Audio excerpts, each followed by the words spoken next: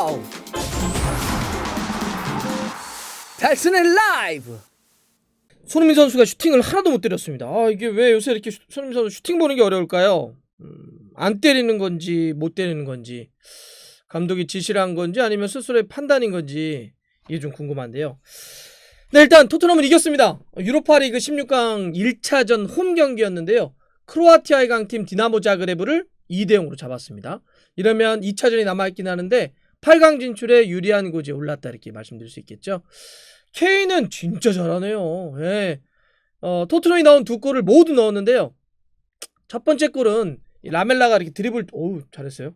저가지고 딱 때렸는데 골대 맞고 나온 걸 집중력 있게 밀어 넣은 거니까 그렇다 치더라도, 두 번째 골이 정말 대박이었죠. 오리에가 크로스를 딱 줬는데 수비수 맞고 굴절돼서 튕겨 나왔는데, 여기서 해리케인이 오른발 발바닥으로 한번 쓱 가져 들어오더라고요. 그러니까 수비수가 그 동작 때문에 이렇게 흔들리니까 다시 한번 앞쪽으로 밀어가지고 각도 만들어가지고 오른발로 마무리하는, 오른발로 당겼다가 오른발로 밀어서 바로 때려버리는, 정말 이 박스 안에서의 집중력이나 결정력, 이 슈팅의 힘은 정말 좋은 선수입니다. 근데 케인이 이렇게 되면 올 시즌 모든 대회를 통틀어서요, 뭐 프리미어리그, 유로파리그 모든 대회를 통틀어서 26골과 16개의 어시스트입니다. 정말 엄청난데요. 이거는 올 시즌 프리미어리그에서 뛰고 있는 선수들 중에 모든 대회를 다 통틀어서 압도적인 최다 공격 포인트입니다. 이러다 보니까 오늘 경기의 평점도 양팀 통틀어서 최고점이었는데요. 풋볼 런던 같은 경우는 뭐 연속골 포함을 해가지고 정말 최고의 플레이였다 이러면서 오늘 경기의 가장 높은 평점인 9점을 딱 줬습니다. 토트넘은 이제 홈에서 무실점이잖아요. 그럼 2대0으로 이겼기 때문에 다음 주 일주일 뒤에 이제 원정 경기가 치러지게 되는데, 2차전의 부담감은 어느 정도는 줄였다고 할 수 있을 것 같아요. 약간 좀 우려스럽다고 한다면, 케인이 교체돼서 나간 뒤에 약간 무릎 쪽에 얼음찜질을 했는데, 뭐 큰 부상은 아니겠지만 케인도 지금 지난번 부상 복귀한 이후에 또 계속 뛰어주고 있고, 오늘도 선발로 뛰어서 계속 좀 달리고 있기 때문에 조금 무리가 가면 어떡하지? 케인이 워낙 잘하고 있기 때문에 케인이 잘못되면 어떡하지? 또 일정들이 계속 빡빡하잖아요. 또 주말에 이 아스날과의 북런던 더비도 있고, 뭐 그런 것도 좀 그렇고, 또 호이비에르는 교체돼서 나왔는데, 그러니까 들어갔거든요. 투입이 됐는데 경고를 받아가지고 경고가 누적되면서 2차전을 뛸 수가 없습니다. 이런 것도 살짝 토트넘은 좀 걸리는 부분이 될 것 같습니다. 근데 이 걱정, 우려, 궁금함, 이건 뭐냐면 손흥민 선수죠. 진짜 요즘은 손흥민 선수의 골 자체가 아니라 슈팅, 그걸 보는 게 어려워요. 슈팅 자체를 보는 게 어렵습니다. 오늘도 손흥민 선수가 디나모 자그레브 경기에서 단 하나의 슈팅도 때리지 못했어요. 그냥 0개였습니다. 이 정도, 이 기록을 보면 손흥민 선수가 이제 선발로 출전해서 교체돼서 나가기 전까지 64분을 뛰었거든요. 근데 슈팅 없이 그냥 경기를 끝마친 건데, 근데 사실 이번만 그런 게 아니잖아요. 올 시즌 손흥민 선수, 특히 요즘이 그런 것 같아요. 요즘 보면 많은 분들이 왜 골도 골이지만 왜 이렇게 슈팅을 안 때려요? 그런 얘기 참 많이 하시죠. 왜 이렇게 손흥민 선수가 슈팅이 나오지 않을까요? 이런 얘기 참 많이 하십니다. 앞섰던 주말 크리스탈 팰리스 경기도 있었잖아요. 토트넘은 4대1로 크게 이겼는데 손흥민 선수는 그날 경기에서도 슈팅을 2번만 때렸습니다. 90분 풀타임을 뛰었는데 적잖아요. 그러니까 슈팅을 이렇게 많이 때리지 못하니까 골도 당연히 넣지 못하고 있죠. 뭐 때려야 뭐가 결실을 맺을 텐데 과정이 없으니까 결론이 안 나오고 있습니다. 그러다 보니까 손흥민 선수가 지금 프리미어리그에서 마지막으로 골 넣은 게 한 달도 넘었어요. 지난달 7일 웨스트브롬 경기니까 좀 됐고, 유로파리그 볼프스베르거 경기에서 골 넣었는데 그것도 2월 18일 경기였으니까 현재 시간으로 거의 한 달 가까이 됐습니다. 그리고 골 없이 좀 도움이 좀 많아지고 있죠. 손흥민 선수의 슈팅이 줄어든 건 뭐 요렇게 딱 뭐 최근 경기만 그런 게 아니에요. 시즌 초반에 비해서는 그때는 그래도 좀 많았는데 초반을 정점으로 해서 지속적으로 손흥민 선수의 슈팅이 좀 줄고 있습니다. 그러다 보니까 올 시즌 손흥민 선수의 프리미어리그 경기 평균 슈팅도 2개가 안 돼요. 경기당 1.89개의 슈팅을 때리고 있는 손흥민 선수입니다. 그러니까 손흥민 선수가 뭐 지금 프리미어리그에서는 그냥 선발이니까, 근데 그렇게 선발로 프리미어리그 경기를 다 뛰면서도 한 경기에 채 2개의 슈팅을 때리지 않는다? 이거는 확실히 그냥 우리가 체감하는 것뿐만 아니라 데이터를 놓고 보더라도 손흥민 선수의 슈팅이 진짜 줄었네? 이런 걸 알 수가 있죠. 그렇다면 이제 많은 분들이 왜 그런 거예요? 왜 손흥민 선수 이렇게 슈팅이 줄어들었나요? 이런 거죠. 표면적인 걸 보면 먼저는 손흥민 선수의 포지셔닝을 얘기할 수가 있는데, 시즌 초반에 비해서는 손흥민 선수의 위치가 확실히 왼쪽으로 쏠려 있는 걸 알 수가 있어요. 네. 제가 지난 새벽 그 자그레브와 경기 때 손흥민 선수의 히트맵을 한번 좀 보여드릴게요. 좀 보시면 이거는 뭐 거의 전형적인 왼쪽 윙 포워드죠. 네. 원래 손흥민 선수는 왼쪽에 있다가도 안으로 접고 들어와서 가운데서도 참 많이 뛰어야 되는 선수인데, 최근에 보면 그냥 이렇게 왼쪽 측면으로 붙어가지고 제한적으로 움직이는 걸 많이 알 수가 있어요. 그러면 왼쪽 측면에서만 이렇게 움직이면 사이드에서 어떻게 슈팅을 때려요? 안으로 접고 들어가든지 가운데 있어야 슈팅을 때리는데, 여기 있으면 선택할 수 있는 게 2가지밖에 없습니다. 네. 크로스를 연결하든지 아니면 어시스트 주고 들어와서 주든지. 자기가 직접 마무리하는 거는 사이드에서는 굉장히 어려울 수밖에 없어요. 네. 그러니까 이번에 이런 식으로 히트맵이 구성되어 있다 보니까 손흥민 선수가 자그레브 경기에서도 슈팅을 하나도 못 때렸는데, 무려 크로스는 몇 개였느냐? 네. 9개나 연결했어요.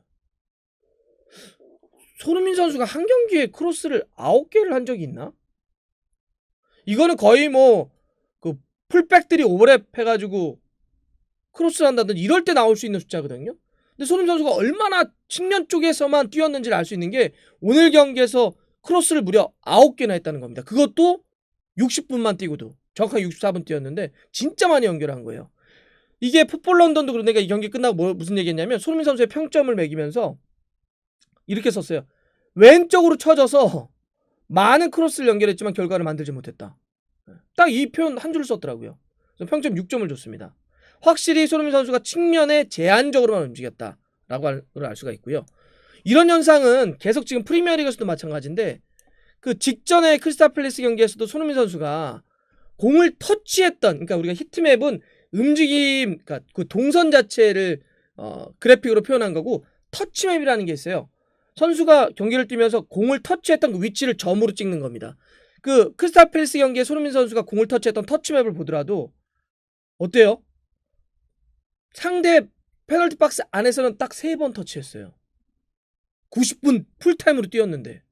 네. 너무 적잖아요. 이때도 볼을 터치했던 그 위치를 보면 다 사이드인 걸 알 수가 있죠. 사이드나 바깥쪽이나. 안쪽으로 침투해 들어가는 움직임이 적다 보니까 당연히 슈팅도 많이 때릴 수가 없습니다. 박스 안에서 3번의 볼 터치, 그러니까 슈팅 2번. 그리고 유효팅이 하나였나 그랬을 거예요. 네. 이런 게 이제 우리가 딱 손흥민 선수가 왜 이렇게 슈팅이 줄어들었지? 그리고 왜 어시스트는 이렇게 늘고 있지? 크로스는 이렇게 더 많아지고 있지? 이런 걸 표현할 수 있는 일단 표면적인 이유예요. 너무 사이드 쪽에서 많이 뛴다.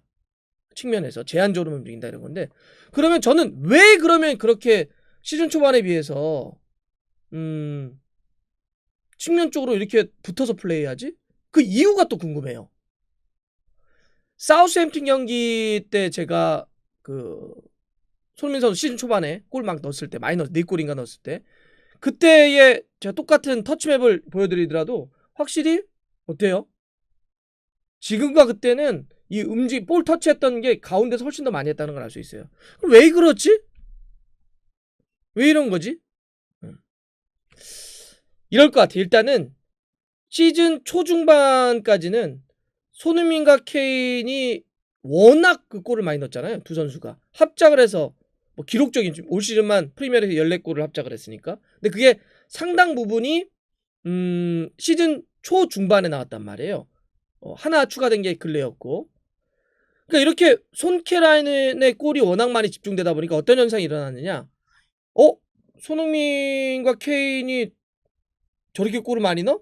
상대들이 그걸 아는 거죠. 이걸 파악을 한 상대들이 집중 견제에 들어갔어요. 손흥민과 케인을 집중적으로 막하는 게 있었고, 그래서 손흥민 선수가 앞쪽으로 올라가면 케인이 내려와서 케인이 뿌려줬던 그런 패턴이었잖아요. 최근에 팀들이 그래서 이 케인이 내려왔을 때 수비형 미드필더부터 케인을 굉장히 압박하는 모습들을 많이 보여줬거든요. 그러니까 뭔가 변화가 좀 필요했단 말이죠. 예. 손흥민, 케인 두 선수의 변화, 토트넘 전체 공격 라인의 어떤 다변화 이런 것도 필요했고 또 그런 과정에서 베일이 막 살아났잖아요. 와 오늘도 베일이 그 왼발 아웃프런트로 크로스 올리는 거 그다음에 프리킥 발 안쪽으로 왼발로 밀어 때렸는데 그 떨어지는 궤적 보세요. 이렇게 베일이 살아나다 보니까 득점원이 또 분산됐죠. 자 이러면 손케는 변화가 필요했고 토트넘의 공격 라인 다변화가 필요했고 베일이 올라와요. 이런 상태에서 손흥민의 역할 조정이 있었다 이렇게 봐야 될 것 같아요. 네. 손흥민도 약간 다른 롤을 가져오려고 했다. 그리고 실제로 그런 움직임이 가져가고 있다. 네. 이런 변화가 필요했기 때문에. 근데 제가 진짜 또 여기서 또 한 가지 더 궁금한 건 뭐냐면 이런 분명히 손흥민 선수의 역할 조정이 있는 것으로 보여요. 지금 뛰는 걸 보면. 근데 이런 손흥민 선수의 달라진 역할이 손흥민 선수 스스로 선택해서 지금 내가 나갔을 땐 초반에 케인하고 호흡을 맞췄을 때 이걸 상대가 좀 파악을 하고 자꾸 집중 마크를 하니까 내가 약간 측면 쪽으로 수비수를 유도해내고 다른 동료들에게 가운데서 공간을 만들어준 다음에 나는 어시스트에 주력을 해야 되겠다라고 하는 손흥민 선수 스스로의 판단이었는지 아니면 무리뉴 감독에게 지시를 했는지 손흥민 선수에게 저 사이드로 좀 빠져서 플레이를 하라고 했던 건지 요거에 따라서는 앞으로의 어떤 전망이나 해법이 좀 달라질 수 있잖아요. 그러니까 제가 이제 뭐 드는 고민이 이런 거예요. 지금 토트넘이 이번 경기 승리 포함을 해가지고 최근에 5연승이잖아요. 그러니까 팀이 너무 잘 나가고 있으니까 이러한 손흥민 선수의 역할 조정의 결과가 그 이유 누구의 판단이었건 간에 어쨌든 팀적으로는 결과를 가져오고 있으니 이 변화가 일단 성공적이다라는 할 수는 있겠지만 근데 손흥민 선수 개인적인 어떤 능력만을 놓고 보면 손흥민 선수의 최고의 재능은 뭐냐면 최대 강점은 뭐냐면 이 오른발 왼발 가리지 않고 양발로 때리는 슈팅이거든요. 이 폭발력은 줄어든 건 사실이잖아요. 그러면 사실 더 좋은 더 좋은 서로의 그 공통점을 찾을 수 있는 건 뭐냐면 손흥민 선수의 폭발력 최고의 강점도 유지하면서 그 토트넘의 어떤 공격적인 축구도 전환하고 그런 팀의 어떤 결과도 끌어내는 이 두 가지가 함께 일어날 수 있는 변화가 사실은 최고의 어떤 선택이라 볼 수 있겠는데 지금은 어쨌든 토트넘의 약간 변화를 위해서 손흥민 선수의 강점을 좀 제약하는 강점을 좀 이렇게 가둬놓는 이 선택이기 때문에 이건 좀 아쉬워요. 그래서 제가 이거 손흥민 선수의 개인의 선택인지 아니면 무리뉴 감독이 지시를 한 것인지 만약 손흥민 선수가 그렇게 개인적으로 판단한 거라고 한다면 손흥민 선수가 잘하는 걸 더 잘하면서 이 역할을 함께 할 수 있는 걸 선택을 했으면 좋겠고 만약에 무리뉴 감독의 지시라고 한다면 조금 더 함께 더 폭발력을 극대화시킬 수 있는 왜냐하면 지금 토트넘은 연승을 거두고는 있지만 아주 경기력이 또 좋다고 볼 수는 없거든요. 그리고 더 중요한 승부들이 남아있잖아요. 지금 프리미어리그에서는 4위 안으로 진입할 수 있는 싸움을 해야 되고 유로파리그에서는 우승해가지고 다음 시즌 챔피언스를 가겠다는 목표를 좀 세워놓고 있는 거 아니에요? 그러면 지금보다 폭발력이 더 해야 되는데 손흥민 선수의 최고의 강점을 이렇게 줄이면서까지 올리는 게 얼마큼 시너지를 폭발시킬지 모르겠어요. 지금은 버텨내고 있지만 그런 의미였습니다. 자 3일 뒤에 이제 아스날과 원정 경기로 치르는 북런던 더비를 갖게 됩니다.